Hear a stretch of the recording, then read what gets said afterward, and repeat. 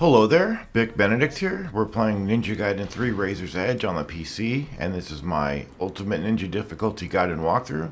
We're currently on day 6 of 8, and just to let you know, day 6 has, like day 2, two parts to it. So you'll have a Ryu section, followed by an Ayani section. So her section will follow this video, and it will be day 6 part 2 for her stage.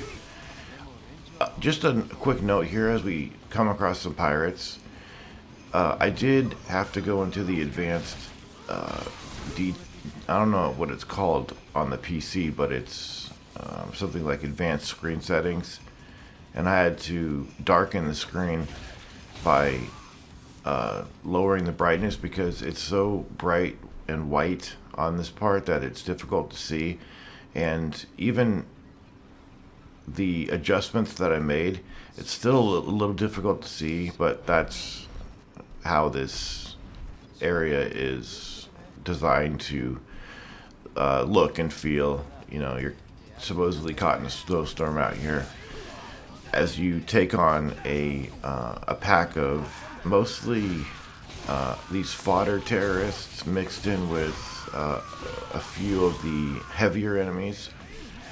And I haven't mentioned how to throw the scythe, because you can do it. I'm not sure what level of the scythe it's linked to. Possibly level 3, maybe level 2. Hell, maybe even level 1. I'm not sure. But I do know that it is forward X, Y hold to do that move where he throws the scythe. And it's really good at delimbing. So it's not the safest thing to do if you're close to enemies, because it does have... it's not exactly a long combo, but it has some... setup involved to it, and you are vulnerable, and you can get hit while you do the move. So what I would recommend is spacing yourself from the enemies a goodish amount before you do that, and it does a great job of severing the weaker enemies' arms. And then when the fight is drawing to a close, you will have motorcycle riders here, and I am trying to aim for their heads. It's quite difficult to see when they're far away, but I do not think that this fight is ranked, so it's not necessary to hit their heads. You can if you want to expedite things, but I found that since I had such a visibility problem here with the snow effects, that it was just taking longer to aim for their heads. I mean, sometimes when they're close, it's really not that difficult to hit their heads, but I would say try not to focus on hitting their heads, because time is not a factor there, and it probably will just go speedier for you in general, so you can get through that part quickly. If you just don't try to hit their heads, just hit the bikes. But do as you like, of course. And now we are coming up here, and we're going to be in a very small, confined room here with some heavy enemies. We've got the brutish enemies, and we've got chimeras. And I don't know if any other enemies mix in with this fight, but try not to start attacking these guys when there's too many of them around each other, because while you're attacking one, the others are going to be hitting you, and blocking on these guys is just not good enough. They hit right through your block. And again, it is up to you if you want to just dash away when they flash red like that. Although that one didn't connect, unfortunately. That happens sometimes on these brute enemies. But you can dash away, dash back. Again, it missed. Or you can do the left trigger plus A Cicada Surge move to get iframes, and if you are doing that, it's going to take a little bit of ki away. However, it doesn't take that much. I think it takes slightly less, doesn't it? Doesn't it take slightly less away than using the Eye of the Falcon? I'm not sure. I feel like the Eye of the Falcon takes too much, but once you do the Cicada Surge and they're flashing red, right after you press left trigger plus A, hit the Y button and you'll counter the grab, and it looks really beautiful, that particular move. Once everything clears away here, click in the right stick to see where you can go. Oh, this must just be the second wave. Oh, we do have other enemies here. We've got these weirdos here. These enemies are just sporadic and awful. In the vanilla version, you can do the flying swallow into... I'm sorry, the wind path into the flying swallow. Yeah, I got an A and an S there. The problem with that area is that the floor gives way at a certain point, so I think you are better off after you see the title card, just leave that area. Because I don't think you could finish the fight.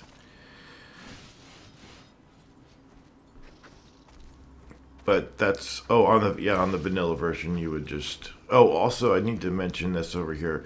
There is an alchemist fight in here, but as I was doing my flying bird flip up here, I didn't see them as I was doing this. You might say, well, how did you not see them? I just simply didn't see them, but then when I was editing the video and I was slowing the footage down for some reason near that part, going, just going through the footage frame by frame, I did see them, so it was kind of weird. And then, of course, if you flying bird flip up to this level, the checkpoint is at the base of the shaft that you flying bird flip up. But once you do get that checkpoint, you can't face the alchemist anytime after that. So I couldn't go back and fight them, even if I had seen them as I was doing my flying bird flip up, unless I didn't go up to this level completely. Unless as I was doing the flying bird flip, if I saw them and I dropped down, I could have fought them.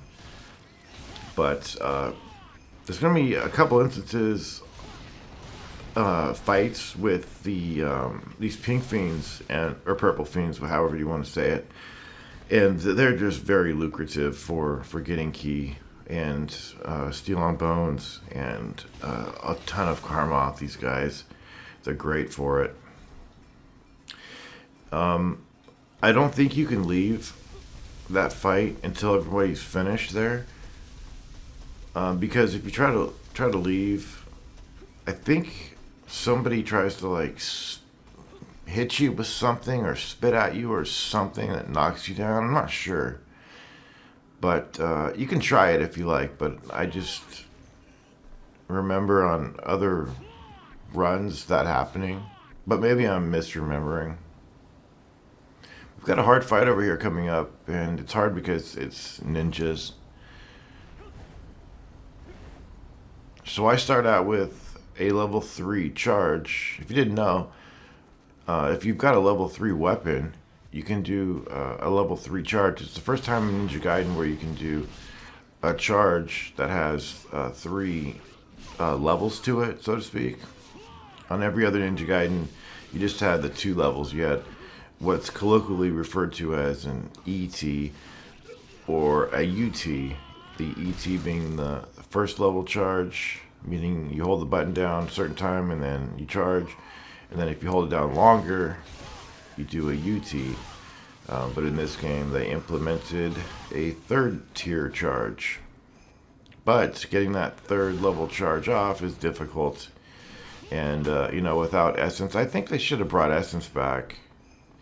And I'm wondering if they're going to put Essence in Ninja Gaiden 4 when it comes out. Or not. I'm not sure. I'm a little skeptical of that game. I haven't seen any of it hardly, but I'm just keeping, a healthy reserve towards it. Because I have no idea what it could be. So I want to keep my expectations low, so I'm not disappointed. But don't worry about if you did want to use if you had the ability to use the True Inferno over here, you could. You could use it and then damn near accrue almost all of the key you need to use it again on this next fight, because there are so many of these purple fiends coming up over here. That's why I used my key over here. So equip whatever weapon that can do the most steel on bone chain links here, and it's just these guys at first, but as you thin these numbers and get deeper into the wave, you will have a Reaper spawning, and he's really not too bad in his mask form. He will do that AoE on the ground that he just did there. He can also do it on his other form too. He can do it as well, but as long as he's in the air, just leave him up there. Just knock him down when all the fiends are gone, because you really don't want him running at you when you're trying to deal with these guys. It's not very difficult to evade the AoE while you're dealing with this, because you have a lot of iframes during the steel on bone chain. Of course, there are in between the links of the chain, you don't have iframes, but whenever you're hitting the enemy and doing the animation, you do have iframes. But look how many there are of these guys. I think there's even more. I love fighting these guys. They're so manageable to deal with, and I just and you don't even really have to do the meditation to try to bait them into grabbing. Just be careful though of taking for granted, when they go underground and then they pop up. They don't always grab when they pop up out of the ground. So if you ever try to counter when they're coming out of the ground and they're not grabbing, you are vulnerable, and they can launch you and deal you pretty significant damage. So on this guy, what I'm thinking about doing is giving myself some health here while there's a downtime. And again, on these Reapers, the only thing that's required to kill them is to counter their grab. So we'll just wait for that. But as you wait for it, it could take long for them to play ball, so to speak, and do this move that we're waiting for. And in this process, he's got some attacks that can definitely guard break and guard crush you. So you got to be really careful about that. We did pull a couple of S's on that, and that was great. And here's the Safe Falcon, so that's great too. And then we've got fights in this room now. I shouldn't say fights plural though, because it is just this fight versus these Sword Alchemists. So I don't know that we've premiered this move here, have we? This is simply forward Y, and I don't know if, well, I do know that you don't have to bloody them to get this forward Y to work, but sometimes you're throwing the weapon at them with forward Y a lot. Sometimes like 10 times, 15 times in a row it doesn't work. Other times you get 3 in a row. I don't know if it has anything to do with the proximity where you're throwing it, or if it's just randomness. I'm given to think that it is the latter.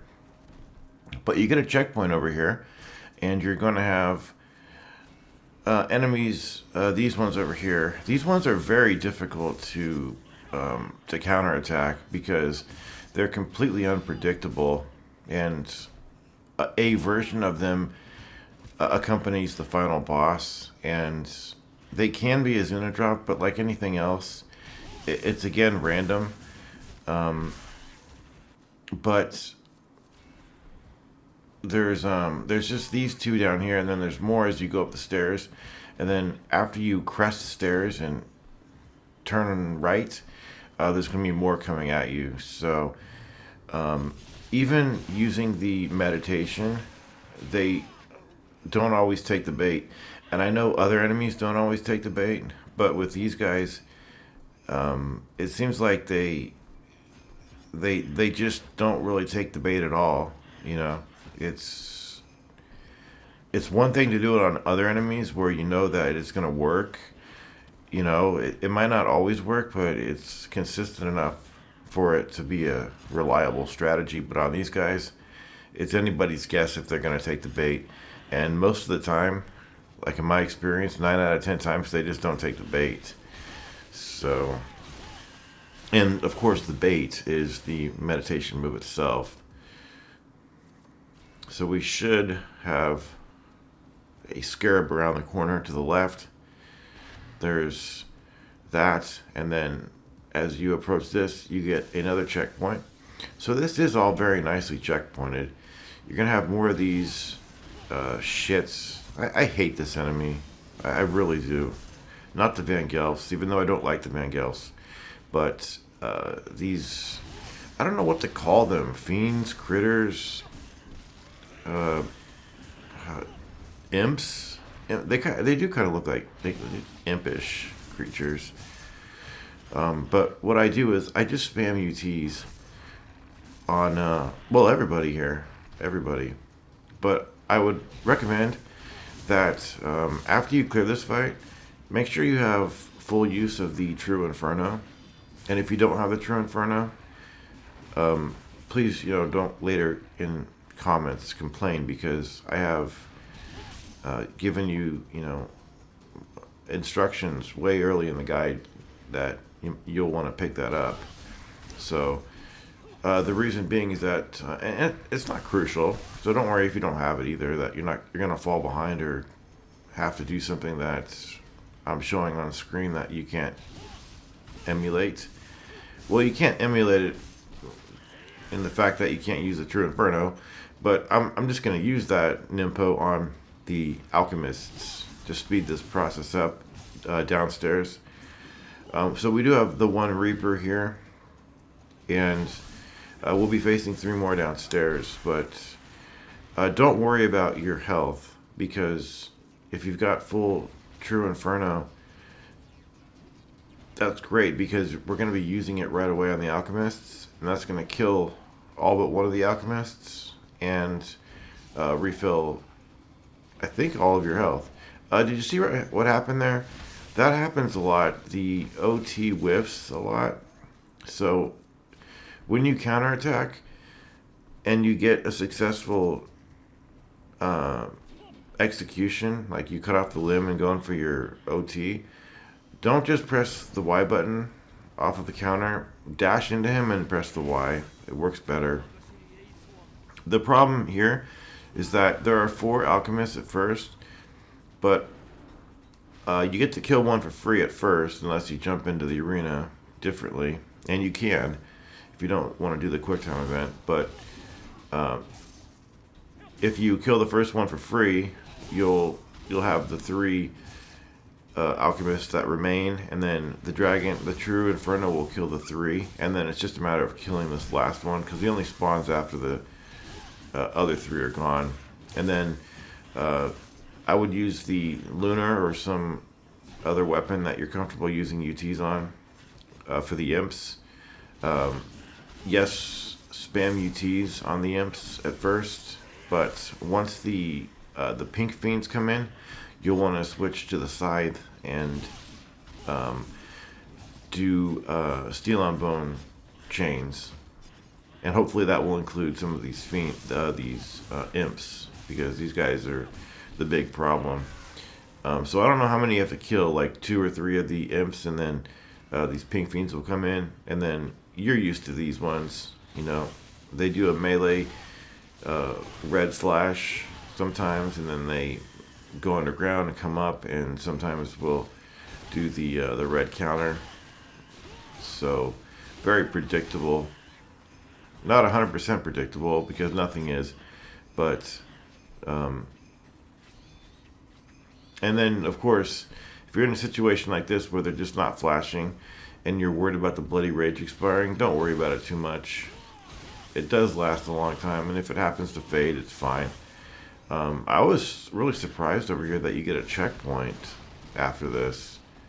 There are 3 Reapers that you have to deal with, but you get a checkpoint. So, and double S's. I think the reason for the double S's, especially for time, was killing those alchemists so quickly. And again, sometimes these guys will take a long time to oh, you see how I didn't dash into him to execute him? That's because I was so close. I was pulled up to him so close that I knew that I didn't have to dash into him. Because when they are on the ground needing to be executed, it just depends like where you are and where you have to, if you have to move around it a little bit to, I think you can press the Y button anywhere around his body. I don't know if you have to go up to his head. I don't think you do, but it seems like it is something that you have to be more or less precise on. You can't just press it anywhere around his body, because you're gonna whiff. Anytime they get their weapon stuck into the ground, I do attack them once, because that causes them to get their weapon unstuck from the ground. And otherwise, you're waiting for them to pull the weapon out of the ground, and it takes a long time. So that's the only time I ever hit them. See how I had to dash into him? Just more or less go to near his face and press Y is what you should do. But yes, all you do if you want to just emulate this strategy, and it works great, is just stand close to him, wait till he flashes, counter, execute with the OT. And like I said, the only other time that I even remotely engage with that enemy is when his weapon is stuck in the ground and it's going to take too long to pull it out. So I speed that process up by just hitting him once with X, and the weapon will get unstuck, and then you can move on, and then you can hopefully have him OTable soon. But sometimes he just, like I said, many times he doesn't like to play ball. But sometimes he does play ball very well. So it's just completely random. Then after you get down here, there's a save point, and there's going to be an opportunity for you to do a test of valor if you care to do it. And then there is a pair of boss fights near the end of the chapter. They're doppelganger fights, and the first one of them is quite straightforward. And if you've got the scythe, particularly at level 2 or more, so that you can do the 360Y, you're going to be in real good shape to be able to do the boss fight and not take too much damage. It is important on the first phase of him to not take too much damage, because the second phase, while it's a similar fight, it's got extra elements to it that make it more involved. For instance, you're going to have the second form of this doppelganger fight. It's got this ability to do a physical attack that is your opportunity to parry it and do like the most damage you can do on him. So even if you don't get to him with the maximum amount of health that you would prefer to have, try to at least get there with, your full nimpo of what you like. Like I said, I highly recommend the True Inferno. So if you do partake in this test of valor coming up over here, just make sure that you exit it with close to full nimpo, particularly for the True Inferno, because there is one fight after the test of valor that you can do. I think that it's optional, but it takes place right in this same hallway over here. And if you do come out of the test of valor and you don't have full nimpo, you can do this fight that's coming up over here. It's going to happen in just a second. So the test of valor is right around the corner over here. I think I did get to the boss, Elizabeth, but she killed me real quick. So yes, this is the last fight before the pair of bosses over here. Notice I just had almost full key over here, so I don't know what's involved over here. I think there's just some of these imps and possibly some more of the heavier enemies coming up. And the boss has like this this breadth of attacks that he can do, and he can switch, I think, to just the Falcon's I know he uses the scythes. He can use the Falcon's talons. I don't know what else as far as weapons he can use, but his wheelhouse of attacks is pretty vast. I mean, he can do UTs on you. He can flying swallow you. He can do, since it's a doppelganger fight, he's got similar capabilities to what you have. So like I said, definitely have the True Inferno. And it's not going to be, the True Inferno is not to damage him, because it doesn't damage him very much at all. I mean, a couple of Y attacks does more than the True Inferno. It's actually kind of disappointing how little the True Inferno damages him, but it is going to give you the most amount of health back. So that's one thing that you can do. And speaking of just one thing that I'm capable of doing on this fight, or at least that I want to do, I just do the 360Y. It keeps me out of harm's way. It makes sure that I don't take hardly any damage, and it sets me up real nice for this boss fight, so that I can have nearly the most health available from the outset. And once he starts damaging me, I can use the True Inferno to give myself health back. And so once he does charge up his weapon, you're going to notice that he'll glow red. And then it's up to you if you want to use the dash into the attack to counter him, which is going to be your steel on bone attack for him. Or you can use the Cicada Surge. But I'm only saying that because I know that it is a move that you can ordinarily do to counter a grab.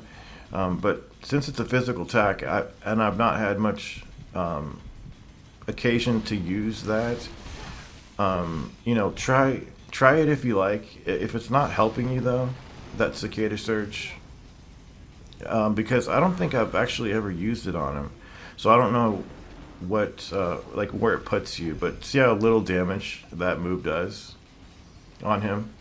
Just a couple slivers comes off him. But you just want to dodge at nearly the last second possible and press Y. He also throws a void attack that it looks like it's the same move that he does this here. I don't think you can parry that. So just like if you played Ninja Gaiden 2 Black and you're remembering the Genshin fight, how he throws the void, it's just about the same timing. And you don't want to get caught up in his UTs, because basically what he's doing is he's doing a UT that's counterable. So after you do counter his UTs, though, he jumps away and he's unhittable. But it does give you enough time, typically, to charge up a UT. I think there was even one occasion where I was able to charge up a level 2 UT with the scythe. So that fight is a little rough, because it is a 2-phase fight. But when you think about it, the first phase, if you're just going to do the 360Y, you're probably not going to take much damage, if any. So, and the other thing is, he doesn't give you much opportunity if you are trying to use the meditation to give yourself health back, because we could have got more health off of a meditation than we could off the True Inferno, but he just doesn't give you enough time to do it. And then after you've killed all the mages in this room, it wants you to approach the elevator over here, and there's going to be two of these brutes that come out. I didn't realize that you can leave, so I was fighting these guys for a couple of moments, and they seem to be buffed somehow. So I decided, maybe I could just leave. And it turns out that you can leave if you want to. So that's what I did. I possibly sacrificed some bonus karma there for instance, I don't know if you're judged on that fight. If you do know, let me know in the comments because I'm not sure about that fight. But it's only one small fight, and I suspect that you don't get any score off that anyway. So we just have one cockpit to sever over here, and then it's just basically you just press A there, and then you're climbing up a wall, and then that's it. That's day 6. Hope that it wasn't too bad for you, because overall I don't think it's too ludicrous what they ask you to do on this particular day. Unfortunately, we have a break from Ryu in the next chapter because we're gonna have to play as Ayane, and it's an unwelcome break for me personally because I don't like her stages, but they're part of the game and they're required, so we have to do them. So there's the scorecard. Peruse it at your liking if you have a desire to, and I will see you in the Ayane's version of day 6. And so until I see you there, please continue to take care.